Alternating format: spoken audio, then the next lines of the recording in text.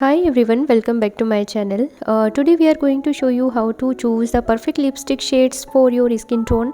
No more guessing games, let's get started. First off, if you have fair skin with cool undertones, go for shade with blue and pink undertones.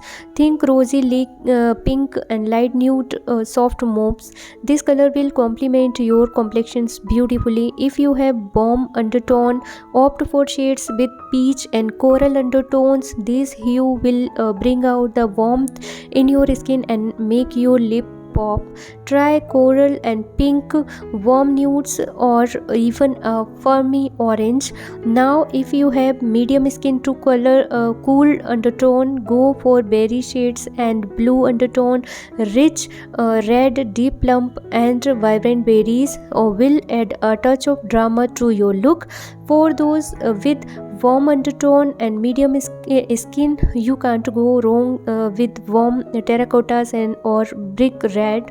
These earthy shades will give you a natural and effortless look. If you have dark skin with cool undertone, go for bold and statement making shades.